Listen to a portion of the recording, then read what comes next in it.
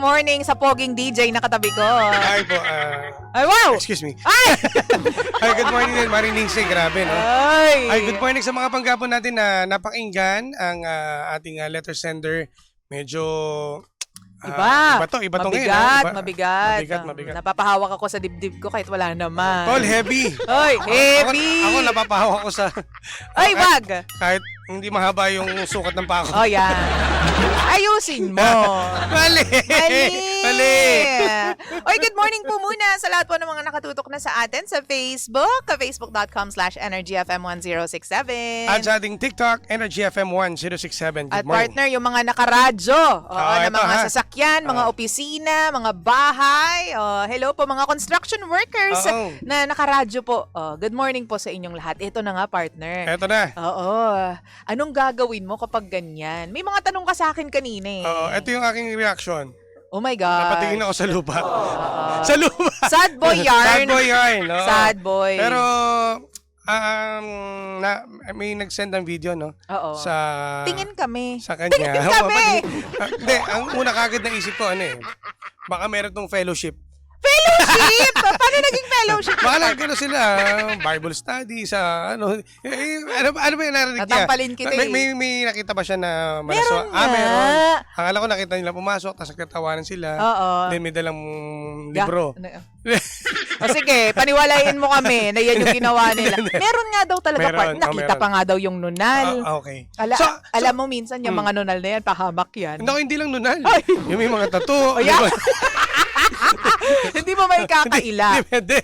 Tapos yung balat, gumagan, nakaw. Ayan, sinasabi ko sa inyo. Patanggal mo na sa kay Doc Clarence. Hi, Doc Clarence. We love you. Good morning. Ito ito ay dati, no? Past, niya, no? Past. Siguro, dati siyang sex worker.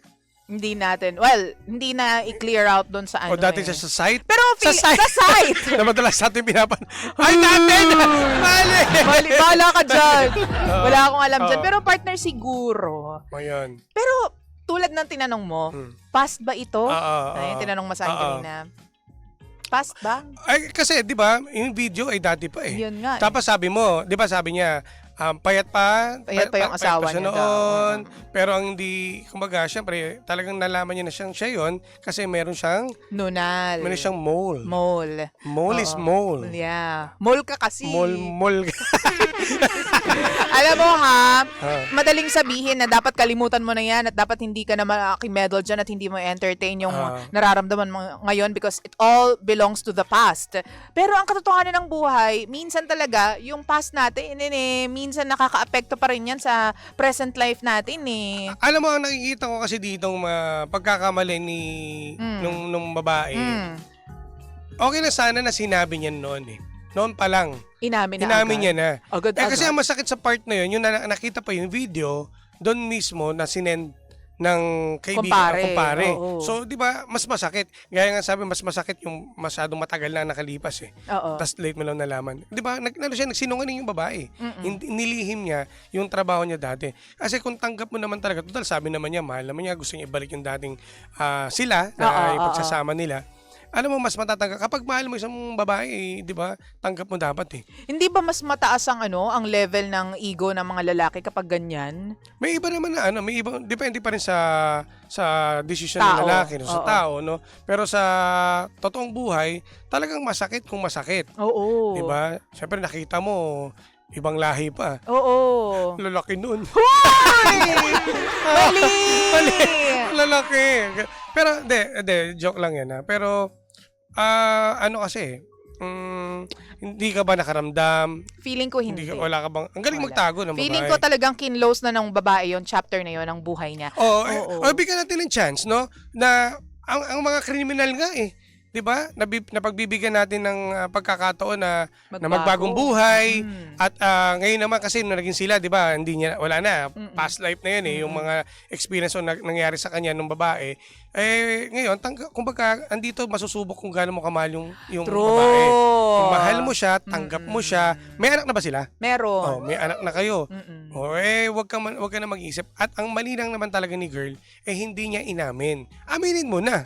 Pero kasi, partner, may mga, even tayo, feeling ko, may mga multo tayo sa buhay natin na kung pwedeng hindi na balikan, hindi na natin babalikan. Kaso nga lang kung hanggat wala nagsasend ng video ang problema kasi itong pakialamero na itong lalaki. Hindi, mahilig siguro manood yun. Ayan. Kapag halataan ha, send mo sa akin, Pastor.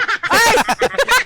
Hindi, may mga yun talaga, alam mo, lalabas yan, lalo na social media. Ano ba, ang lawak ng social media natin, ang power ng internet, di ba? Ganun ka-powerful. So, talagang lalabas at lalabas. Kung ako sa pinangunahan mo na, sinabi mo na yung totoo. Sa tingin mo, kailangan kumprontahin ni lalaki si babae? Oo. Ni Mon, At ipakita. si Angie?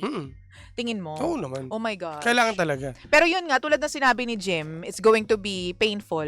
No, it's not gonna be easy, but doon mo masusukat yung pagmamahal, kung gaano yung severity ng pagmamahal mo sa isang tao, no? Kung kaya mo talagang tanggapin ang kanyang nakaraan. Kasi ano naman kumbaga nagbago na siya, hindi naman niya ginagawa hanggang ngayon Kumbaga dito masusubok talaga kung gaano mo siya kamahal. At yung girl nga sana nga, aminin niya at sabihin niya yung totoo.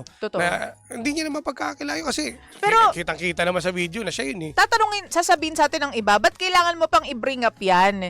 Part na yan ng past niya. Kaso nga, di ba, bakit kailangan pang i-bring up yan? Kaso nga lang nga, may lalaki yan nakita ng kumpare, meron pa, na-save niya, na-download na nga sinend sa kanya.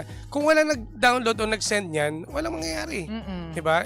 May tatago niya, pero wala, nandyan Nandyan na. So, kailangan lang talagang kumprontahin ni letter sender yung kanyang jowa. Yung kanyang misis. At alamin niya dapat. At pero, sumagot dapat ng totoo itong si misis. Alam mo, ang kagandahan sa story na to is nakita natin sa dulo, partner, na sinabi niya na mahal ko yung asawa ko at ayoko siyang mawala sa akin. Yes. Doon pa lang tapos na yung usapan. Alam namin ni Jimbo na mapapatawad mo yung asawa mo. Yun nga lang, it's gonna be really painful, no? Lalo na pag nakikita mo siya, 'di ba? Kumbaga, kung hindi mo pa man maitanong sa kanya kung anong nangyari noon, kung anong meron noon, may parang sugat yan 'di ba? Parang sugat na siya na hangga't hindi mo naikukumpronta, hindi mo na ilalabas 'yon, patuloy na mag-i-ache yung puso mo because of the sugat. Yan ang nabigay mo kay letter sender. Ako naman para doon sa babae. Sa akin naman, dito mo masusubukan talaga na hindi pa huli ang lahat. May magmamahal sa iyo, merong talagang paglalaban ka at tatanggapin ka kung anong meron nakaraan ka. Yun. So, di ba ito na yung sample? So, dapat hindi mo na dapat itago. Aminin mo na yan. Ito na yung chance. Ito na yung chance at hindi ka na makapagsinungaling dahil may video. At talagang siyang siya. Anong sukat daw? Wala akong alam. Wala tayong alam sa sukat. Yun lang naman yun. So, may chance dahil atong si letter sender sabi niya gusto niya ibalik ang kanilang pagsasama, pagmamahalan. Kaya, naniniwala ako, na maayos at maayos pa yan dahil tanggap ka naman kung anong meron ka naman. Tsaka, yun ang importante dun, partner, nagmamahalan sila. Mahal nung lalaki yung babae. Ayan. Diba? May isang totoong nagmamahal at tunay na nagkikare. Ayan. Kung ako sa'yo, ganito lang. Sa letter sender natin, ito gawa kayong video. Bakit? Para at least may maisasave ka na ikaw na talaga yun. Hindi ka gagawa ng video mo, Jimbo. Tapos, sasampalin kita Tapos, send to many. Para matabunan. Oo, gano'n. Wag na gano'n. Ano kayo, nagbibiro lang po si Jimbo. Joke lang. Kaya kung pare mo, pagsabihan mo rin. Pare, buray mo na yan. Pre. Hindi So, isa pa yun Paano mo i-handle ngayon yung masasabi ng ibang tao, yung criticism ng ibang tao. Uy, asawa ni ano yan. Si Angie yan, yung asawa ni Mon. Kita mo ba yung video niya? Yung mga gano'n. Yun lang talaga. Siya makakilala doon sa kumpare niya kung talagang chismoso yun at talagang mapagkakatiwalaan ba. Kasi, una sa lahat, may care pa rin yung kumpare niya Kasi sinend edi kung ako yun, baka benta ko. Ay! Bastos ka talaga. Magkano yan? Hindi, joke lang. Hindi, ano yan, may care pa rin yung kumpare mo kaya wag mong pag-isipan siya at pwede mo siyang kausapin din na, pare, burahin mo na yan, tanggalin mo na, baka kumalad pa. Dininay niya Sabi niya, hindi yan. Yung kamukha lang yan. Parang ganun lang. Hindi, malalaman yan. Keber, sasabihin ng iba. Buhay nyo yan. Tsaka dati pa yung past is past. Past is past. Present is present. Nasa, yun ang desisyon yan, Mon. Totoo yan. Basta ang importante, maayos kayo mag-asawa. Everything else and anything else will follow naman. 'Di ba? Kapag masaya ang buhay ninyong dalawa mag-asawa, yung mga nasa paligid mo, hindi mo na mapapansin yan. Correct. Kasi yung focus mo nandun lang sa asawa mo at sa pamilya ninyong binubuo. At sa mga, in general, no, sa lahat ng mga panggapo natin, ng mga kababaihan, True. na ang gusto ay easy money, sa hirap ng buhay, sa krisis ngayon, marami pang bagay, marami pang pagkakataon tayo mag-apply, maghanap ng buhay na o trabaho na legal, no, na hindi easy money, pero wala naman trabahong madali. Lahat naman po ay mahirap. Totoo po yan. Naniniwala po kami dyan, pero yung kahihiyan, yan po yung pinakamasakit na part. Yung makita ka na marami kang pera, pero iba yung ginagawa mo. Pero at the end of the day, nasa inyo pa rin yan. Mamuntik na... Right, malapit na kami doon sa part na pero hindi namin ginawa kasi nga meron tayong maayos ang pag-iisip natin at syempre partner, isipin mo naman. Anong malapit na? Malapit na matapos yung programa, pero partner, sabi ko, ang ibig sabihin Sasampalin is, kita, Jim pag ganyan, sa video kasi, kakalat at kakalat talaga yan. Kahit anong, paano kung alam ba, wala ka namang kapera-pera, paano mo mapapatanggal yan? True. Paano mo itatawag o maidudulog yan sa ating mga, sa NBI, o sa mga ganyan, gagastos.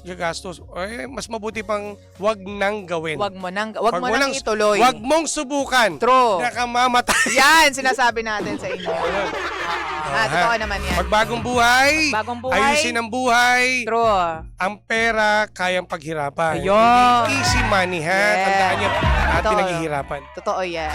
Ay nako, sa mga nasa radyo po, balik tugtugan po tayo. And thank you very much for tuning in dito po sa Lihim ng Liham at sa aming dalawa ni Jimbo kanina pang alas 4 ng umaga. At bukas, panibagong lihim ng liham na naman ang ating pag-uusapan. Kaya mamaya, yung mga comments pala ninyo, babasahin natin mamaya. Partner. Yes, dyan po sa ating Facebook and TikTok. But in the meantime, more music po muna tayo sa mga nasa radyo. Pangga tayo pa rin po. Ang number 1, 6.7 Energy FM. Hanggang, wag mo sabihin radyo. Sabihin mo! Energy!